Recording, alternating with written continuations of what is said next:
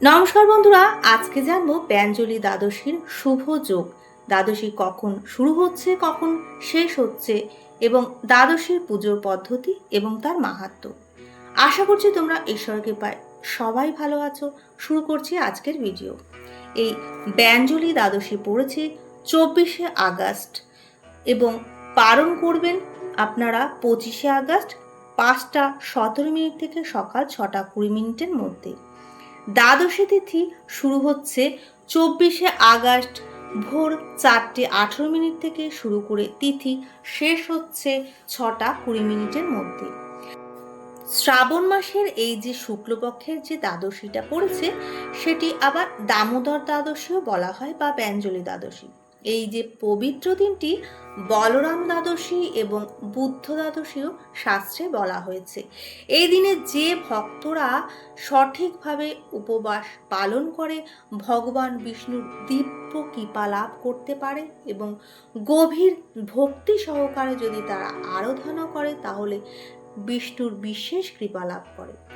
শাস্ত্র অনুসারে যে ব্যক্তি এই দিনে উপবাস, দান এবং ভগবান বিষ্ণুর আরাধনা করে থাকেন তিনি অগণিত জন্মের সঞ্চিত পাপ থেকে মুক্তি পায় এবং অবশেষে মোক্ষ লাভও করেন।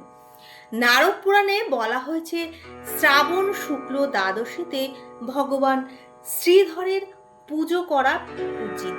ভগবান বিষ্ণুর অনেক পবিত্র নামের মধ্যে এই নামটি পড়ে। শ্রীধর মানে শ্রীর প্রভু, অর্থাৎ দেবী লক্ষ্মীর প্রভু। তাই এই দ্বাদশী শ্রীধর দ্বাদশী নামেও পরিচিত।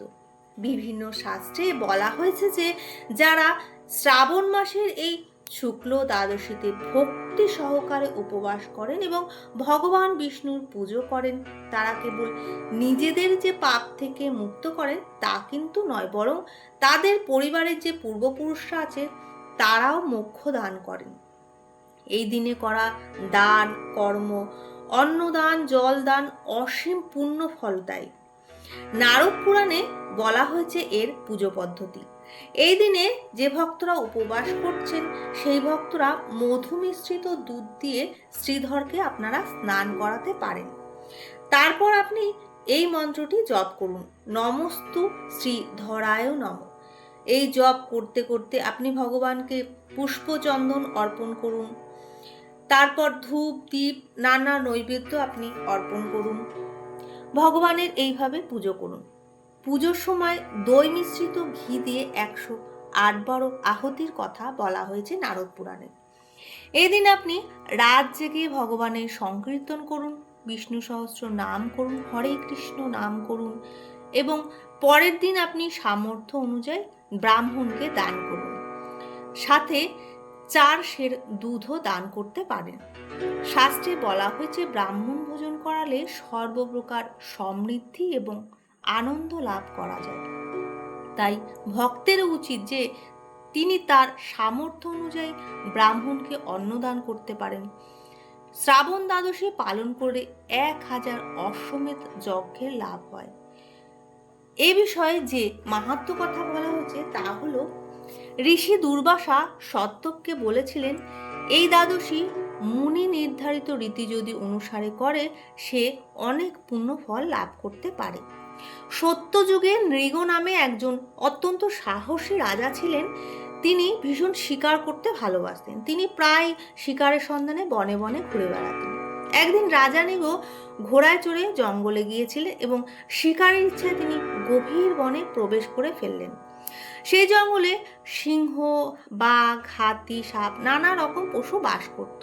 এইসব হিংস্র যে পশু ছিল তাদের পাশাপাশি দস্যুরাও থাকত। রাজা নৃগ সেই নির্জন অরণ্যে একা হাঁটছিল, তার সঙ্গে কোনো সৈন্য ছিল না। শিকার করতে করতে রাজা ভীষণ ক্লান্ত হয়ে তার ঘোড়াটিকে ছেড়ে দেয় চড়াতে এবং নিজে পরিশ্রান্ত হয়ে গাছের তলায় ঘুমিয়ে পড়ে। এমন গভীর জঙ্গল যে কোনো কিছুই দেখা যাচ্ছিল না, তার উপর রাতও নেমে আসছিল। রাত নামতেই কিছু নিষ্ঠুর হিংস্র শিকারী বনে এসে পৌঁছলো। সেই দলটিতে 14,000 শিকারী ছিল যারা হরিণ শিকার করত। এমন সময় শিকারীর মধ্যে একজন দেখল যে রাজা নৃগ গাছের নিচে ঘুমন্ত অবস্থায় রয়েছে এবং দেখল যে তিনি নানা প্রকার রত্ন ও সোনার গহনায় সুসজ্জিত। শিকারী দেখল যে রাজা গভীর ঘুমে তো আচ্ছন্ন এবং তার শরীরে নানা দুর্লভ রত্ন ও সোনা দিয়ে সুসজ্জিত, যা উজ্জ্বল করছিল। রাজাকে এই অবস্থায় দেখে শিকারীরা অবিলম্বে তাদের নেতাকে খবর দিল। সেনা ও দুর্লভ রত্নের লোভে শিকারীদের নেতা রাজা নৃগকে হত্যা করার সিদ্ধান্ত নিল। তরবারি ও অন্যান্য অস্ত্র সুসজ্জিত হয়ে হিংস্র শিকারীরা গাছের নিচে শিকারীরা যখন রাজা নৃগকে আক্রমণ করার জন্য প্রস্তুত হলেন, তখন এক দেবী আবির্ভূত হলো। তখন চন্দন এবং মালায় সুসজ্জিত ছিল সেই দেবী। রাজার শরীর থেকে বেরিয়ে এলো। শক্তিরূপে সেই দেবী তার চক্রের এক আঘাতে সমস্ত ম্লেচ্ছ শিকারী বিনাশ হয়ে গেল। সেই দুষ্ট প্রাণীদের বধ করার পর তিনি অবিলম্বে আবার রাজার দেহে পুনরায় প্রবেশ করে গেলেন। তারপর রাজা ঘুম থেকে উঠে দেখলেন যে তার সামনে কতগুলো মৃত নেকড়ে পড়ে আছে। আবার দেবী তার শরীরে প্রবেশ করছেন। এটি তিনি দেখে বিস্মিত হয়ে গেলেন। রাজা তখন ঘোড়ায় চড়ে ঋষি বামদেবের আশ্রমে গেল। আশ্রমে গিয়ে মহারাজ বামদেবকে প্রণাম করে কৌতূহল বশত জিজ্ঞাসা করল, কে ছিলেন সেই নারী যিনি আমার দেহে প্রবেশ করেছিলেন? কারা ছিলেন সেই মৃত শিকারীরা? প্রভু, দয়া করে আপনি বলুন। ঋষি বামদেব তখন বলেন, হে মহারাজ, আপনার পূর্বজন্মে আপনি শূদ্র ছিলেন।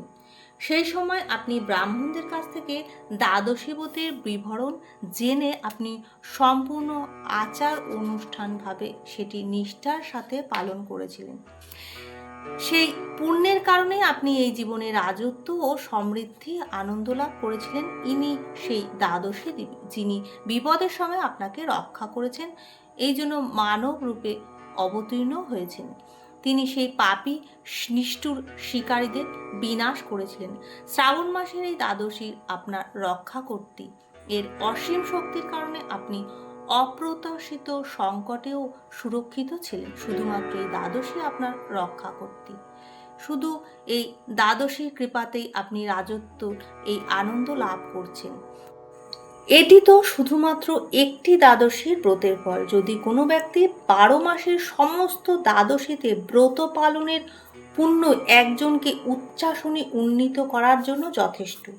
বামদেবের কাছ থেকে এই দ্বাদশী ব্রতের রহস্য জেনে রাজা নৃগ তাকে অভিবাদন জানিয়ে নিজ রাজ্যে ফিরে গেলেন এবং নির্ধারিত সময় তিনি দ্বাদশী ব্রত পালন করতে লাগলেন। দ্বাদশীর প্রভাবে তিনি সর্বোৎকৃষ্ট রাজকীয় সুখ ভোগ করতে লাগলেন। অবশেষে ভগবান বিষ্ণু ধাম তিনি গমন করলেন। ভিডিওটি এই পর্যন্তই। ভালো লাগলে ভিডিওতে একটি লাইক করে কমেন্টে হরে কৃষ্ণ লিখতে ভুলবেন না। আপনারা সবাই ভালো থাকুন, সুস্থ থাকুন।